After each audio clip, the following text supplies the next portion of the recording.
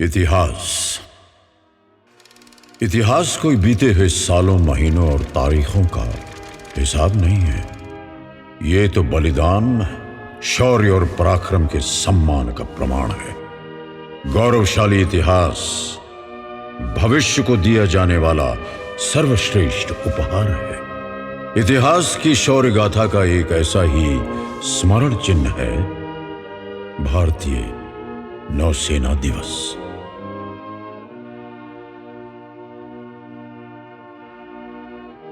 भारतीय नौसेना दिवस हमारी नौसेना द्वारा 1971 के युद्ध में दुश्मन को सिखाया गया वो सबक है जो उसे हमेशा याद दिलाता रहेगा कि जहां भारतीय नौसेना है वहां समंदर का पानी भी आग उगलता है। भारतीय नौसेना हमारे देश की वो प्रबल शक्ति है जो दुश्मन के नापाक इरादों को धराशाही करने में सक्षम है।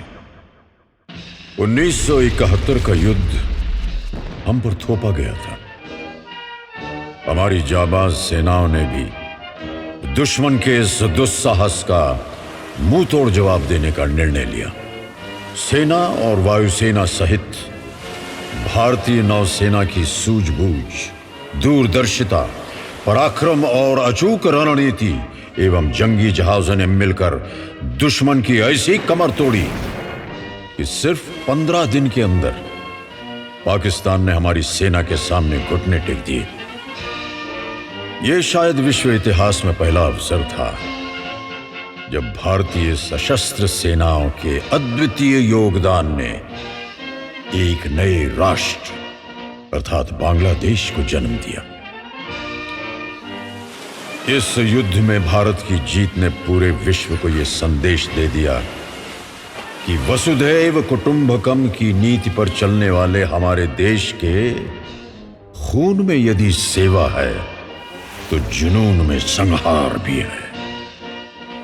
1971 की इस जीत में हमारी नौसेना की भूमिका सिर्फ एक विजयी सेना की ही नहीं थी, बल्कि समुद्री युद्ध पद्धति में हमारी दक्षता का परिचायक भी थे। यह सत्य है कि अपने देश की समुद्री सीमा को सशक्त बनाए रखना सदैव एक आवश्यकता है। इसके लिए यह जरूरी है कि हम अपनी पुरातन समुद्री परंपरा का अवलोकन करें। हमारी समुद्री विरासत का उल्लेख मौर्यकाल, चोल वंश, पल्लव और सातवाहन जैसे अन्य कई साम्राज्यों के दौर में मिलता रहा है। इनके अतिरिक्त आधुनिक भारतीय नौसेना ने वीर मराठा छत्रपति शिवाजी महाराज से भी मार्गदर्शन हासिल किया है। छत्रपति शिवाजी महाराज भारतीय नौसेना का आदर्श प्रेरणा स्रोत हैं। उन्होंने 17वीं शताब्दी में मराठा नौसेना का गठन किया और ये उस समय एक ऐसा कदम था जो बाकी शासकों की कल्पना से परे था। आज हम सब के लिए ये बड़े सौभाग्य का दिन है। आज हम सब उसी जगह एकत्र हुए हैं जिस भूमि पर उस महान दूरदर्शी व्यक्तित्व के कदमों के निशान आज भी महसूस किए जा सकते हैं। सिंधुदुर्ग मराठा नौसेना का मुख्य केंद्र रहा है। सिंधुदुर्ग की हर ईंट में शिवाजी महाराज की उपस्थिति का एहसास होता है, क्योंकि कहा जाता है कि इस महान दुर्ग की पहली ईंट शिवाजी महाराज ने स्वयं अपने ही हाथों से रखी थी।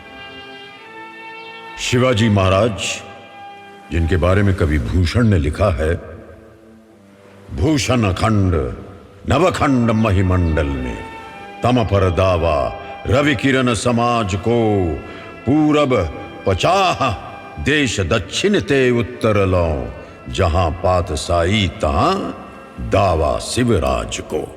यानी सूर्य की किरणें जैसे अंधकार पर अपना अधिकार हासिल करती हैं, उसी तरह शिवाजी महाराज पूर्व से पश्चिम तक उत्तर से दक्षिण तक हर राजगद्दी के दावेदार हैं। शिवाजी महाराज ये अच्छी तरह से जानते थे कि अपनी सुरक्षा किसी दूसरे के हाथों में नहीं छोड़ी जा सकती। अगर अपने राज्य को पुर्तगालियों, ब्रिटिश, डच जैसी विदेशी शक्तियों से सुरक्षित रखना है तो अपने अधिकार क्षेत्र के समुद्र को सुरक्षित रखना होगा। एक सुदृढ़ नौसेना का निर्माण करना होगा जो न सिर्फ उनके राज्य को प्रबल प्रदान करेगा बल्कि उसे आर्थिक रूप से आत्मनिर्भर भी बनाए, सामुद्रिक व्यापार को भी प्रोत्साहित करेगा, जल मार्ग से सामान की आवाजाही को आसान बनाएगा। तत्कालीन स्वदेशी तकनीकी क्षमता का लाभ उठाकर मराठा नौसेना ने सारखेल कन्होजी आंग्रे के नेतृत्व में खुरब्स, गैबत्स और पाल जैसे अनेक जहाजों का निर्माण किया और शिवाजी महाराज की जलमेव यस्य बलमेव तस्य के आशय को सार्थक बनाया। यानी जल में जो बलवान होगा वही सर्वशक्तिमान होगा। भारतीय नौसेना का स्वरूप अत्यंत आधुनिक हो चुका है, लेकिन इसकी आत्मा में आज भी शिवाजी महाराज की विरासत विद्यमान है और इसका ताजा उदाहरण है 2 सितंबर 2022 को भारतीय नौसेना का ऐतिहासिक ध्वज परिवर्तन। हमारी भारतीय नौसेना ने अपने पुराने ध्वज, जिसे सेंट जॉर्ज क्रॉस कहा जाता था और जो आज के स्वतंत्र और आत्मनिर्भर भारत में ब्रिटिश हुकूमत का एक अवशेष था, उसे त्याग कर शिवाजी महाराज की मराठा राजमुद्रा से प्रेरित होकर एक पूर्ण स्वदेशी ध्वज को नौसेना में शामिल किया। इस ध्वज पर अंकित प्रतीक चिन्ह हमारी सामुद्रिक विरासत की समृद्ध और स्वर्णिम परंपरा का गवाह है। इसकी अष्टकोणीय संरचना इस बात का प्रतीक है कि भारतीय नौसेना की कीर्ति 8 दिशाओं में व्याप्त है। आज भारतीय नौसेना सबसे साहसिक, आत्मविश्वासी और शक्तिशाली नौसेनाओं में से एक है। जहां पृथ्वी का 1/3 भाग पानी हो और उस पर हमारा भारत देश 3 दिशाओं में पानी से घिरा हो, ऐसे में नौसेना की भूमिका और भी महत्वपूर्ण हो जाती है। आज हमारी नौसेना पर न सिर्फ सामुद्रिक सीमाओं की सुरक्षा का भार है, बल्कि देश की आर्थिक संपन्नता में भी एक बहुत बड़ी हिस्सेदारी है। हमारे देश का 95% व्यापार, 95% व्यापार समुद्र मार्ग पर निर्भर है। ऐसे में भारतीय नौसेना अन्य एजेंसियों के साथ ये सुनिश्चित करती है कि पूरे जल मार्ग पर उसकी चौकस निगाहें हों और व्यापारिक गतिविधियों के लिए जल मार्ग पूरी तरह से सुरक्षित और शांत हो। आने वाले समय में भारत कितना सुरक्षित और संपन्न राष्ट्र होगा, इसका निर्णय हमारी नौसेना की दृढ़ता पर निर्भर करेगा। आखिर ऐसी कौन सी बात है जो हमारी नौसेना को दूसरे देशों के मुकाबले एक बेजोड़ सेना बनाती है? इस प्रश्न का उत्तर छिपा है नौसेना की आधुनिकता और आत्मनिर्भरता में। हर समय और हर परिस्थिति की अपनी अलग चुनौतियां और मुश्किलें होती हैं। ऐसे में अपने आप को नई तकनीकों से अपडेट करते रहना हमारी नौसेना की विशेषता है। आर्टिफिशियल इंटेलिजेंस जैसी आधुनिक प्रणाली भी आज नौसेना का एक अभिन्न हिस्सा है। कल तक हम जिन उपकरणों और तकनीकों के लिए दूसरे देशों पर निर्भर थे, आज हम उन्हें अपने देश में विकसित कर रहे हैं और उनका निर्माण भी कर रहे हैं। चाहे आधुनिक मिसाइल्स हों, सबमरीन्स हों या एयरक्राफ्ट कैरियर, आज सब अपने ही देश में स्वदेशी तकनीक से निर्मित किए जा रहे हैं।